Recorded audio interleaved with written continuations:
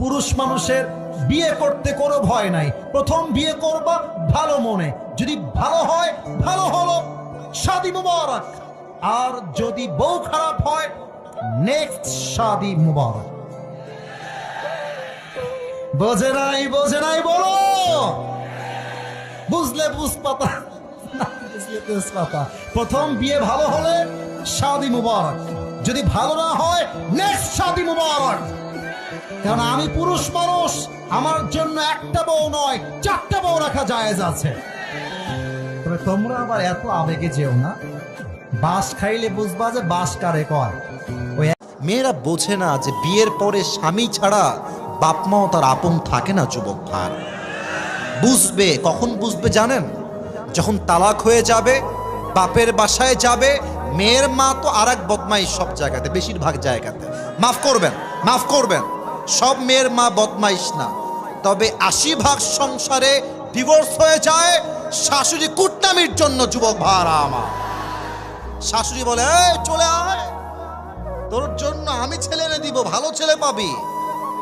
মেয়ের গায়ে ডিভোর্সের দাগ লাগলে তার সতীত্ব এবং সম্মান সমাজে নষ্ট হয়ে যায়। যুবক ভাই, এজন্য বোনেরা আমার, শিক্ষা নেন ফাতেমার জীবনী থেকে। হাজার ঝগড়া হবে, হাজার মারামারি হবে, স্বামী হাজার গালি দিবে, তবুও স্বামী আপনার আপন, দুনিয়ার কেউ আপনার আপন নয়। যুবক ভাইরা ঠিক কিনা বলে? আমার একটি মেয়ের সাথে 4 বছরের সম্পর্ক রয়েছে। আমি তাকে অনেক ভালোবাসি, সেও আমাকে অনেক ভালোবাসে, কিন্তু আমাদের পরিবার মেনে নিতে চায় না। এমন অবস্থায় আমি কি করব? পালিয়ে বিয়ে করা যাবে কি? জোশ দেখেছেন, বিয়ে সে করেই ছাড়বে। আমি আমার বাবা এবং মাদেরকে বলবো, যে যাকে পছন্দ করে নিজ দায়িত্বে মিলিয়ে দেন, বাধা হওয়ার চেষ্টা করবেন না। আর একটা কথা বলবো, আজকালকার হাজার হাজার যুবকদের পছন্দের নারীর অন্য জায়গায় বিয়ে হয়ে যায় জাস্ট টাকার জন্য। যুবক ভাইরা আমার, এবং আমি মনে করি জাস্ট টাকার জন্য হাজার হাজার পুরুষ তার পছন্দের মেয়েকে জীবন থেকে হারিয়ে ফেলে, সেই মেয়েটা অন্য বাসার বউ হয়ে যায়। তা আমি বলবো যে বাবু, আব্বা আম্মাকে একটু বোঝাবার চেষ্টা করো। বোঝাবা কেমনে? Let me give you some example on this matter. কিছু উদাহরণ দেওয়ার চেষ্টা করি। তোমার বাবা তোমার ঘরে আছে, অথবা তুমি খেতে বসেছো বাবার সঙ্গে মায়ের সঙ্গে, একটা ওয়াজ বাজায় দিবা মিজানুর রহমান আজহারি হুজুরের ওয়াজ, অথবা আমার একটা ওয়াজ বাজায় দিবা অল্প বয়সে বিয়ে করলে লাভ কি কি আছে। ওয়াজটা বাজায় দিয়ে সোজা ওয়াশরুমে চলে যাবা, বাথরুমে গিয়ে 10 মিনিট থাকবা, আব্বা আম্মার সামনে ওয়াজটা বাজবে, আব্বা আম্মা শুনবে, আবার তুমি এসে বসে যাবা।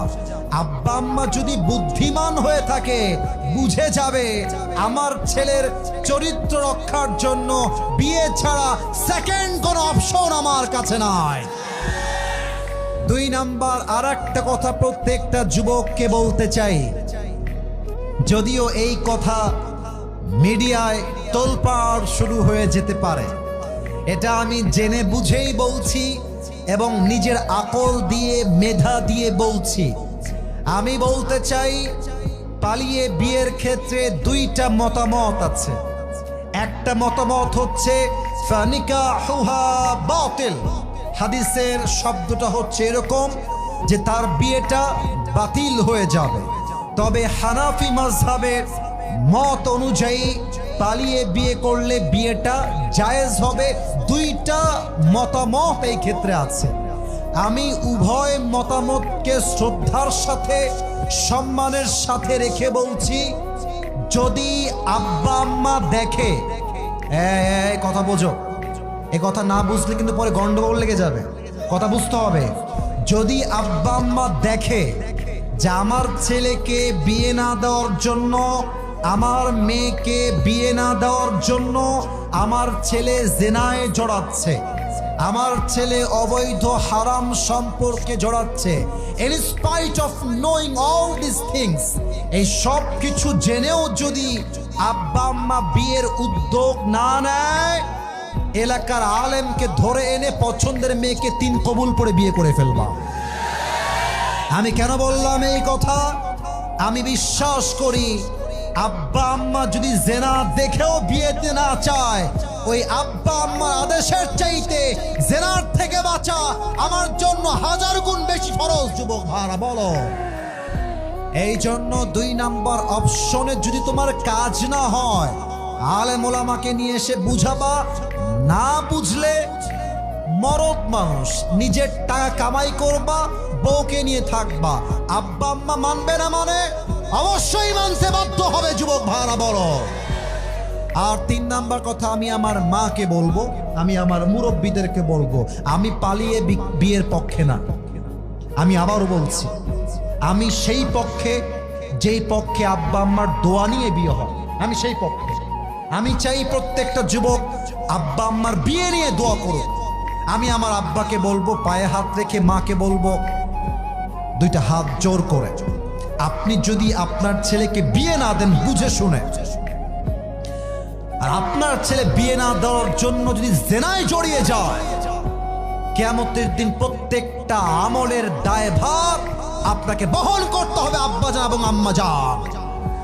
আল্লাহ আমার আব্বা আম্মাকে বোঝার তৌফিক দান করুক, সকলের আব্বা আম্মাকে আল্লাহ হেদায়েত দান করুক। পড়েন সবাই আমিন। সব মেয়েকে দেখে পটে যেও না।